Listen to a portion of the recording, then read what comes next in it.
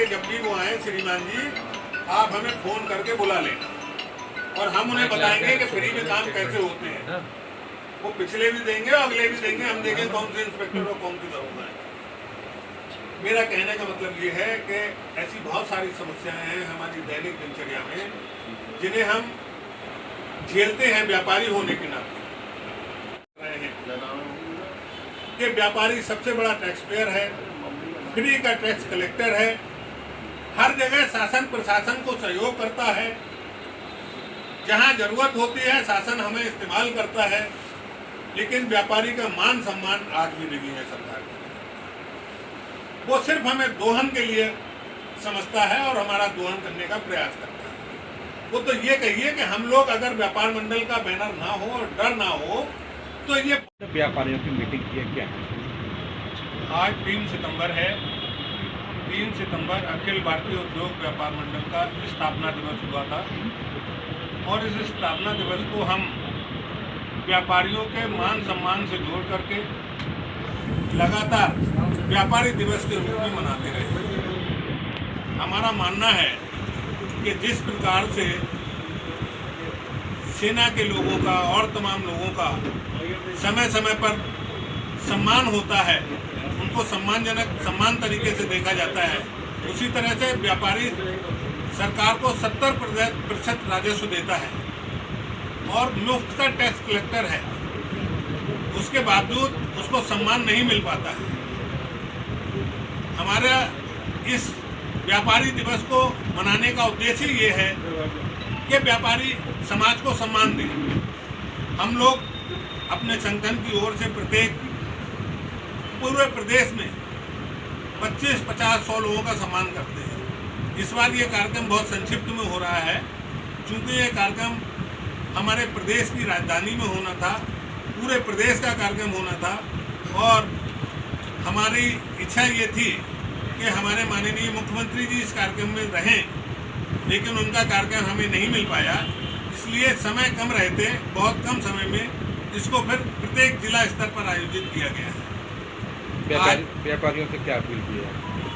नहीं, यहाँ आज का कार्यक्रम केवल व्यापारियों के सम्मान में है, बल्कि हमने जो मांग है हमारी आज के दिन वो ये है कि सरकार व्यापारियों को सम्मान दे।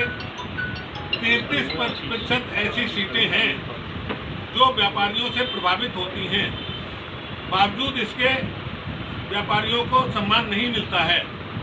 हमारा कहना ये है कि व्यापारियों के सम्मान में 3 सितंबर को व्यापारी दिवस घोषित किया जाए, नंबर 1। नंबर 2, जिस तरह से विधान परिषद में दूसरे लोगों के लिए सीटें आवंटित हैं, व्यापारी समाज को अपनी बात रखने के लिए कम से कम 6 सीटों का आवंटन हो और राज्यसभा में भी व्यापारियों को सीटों का आवंटन होना चाहिए, जिसमें केवल व्यापारी समाज के ही प्रतिनिधि भाग ले सके और लड़ सके, ताकि व्यापारी समाज की बात उन तक पहुंच सके। तीसरी बात यह है कि केंद्र सरकार ने जीएसटी लागू किया है, लगभग 5 साल होने जा रहे हैं, आज तक उसकी विसंगतियां दूर नहीं कर पा रहे। हमारी निरंतर मांग रही है कि भाई उसका सरलीकरण किया जाए, बजाय सरलीकरण के वो और दुखदायी होता जा रहा है हर साल। इतनी कागजी कार्रवाई बढ़ा दी है, इतने संशोधन कर दिए हैं कि हर साल हमें और दिक्कतों पे दिक्कतें बढ़ती जा रही हैं। हमारा कहना ये है कि आप सरलीकरण नहीं कर सकते हैं क्योंकि आपको हमारी समस्याओं के बारे में पता ही नहीं है।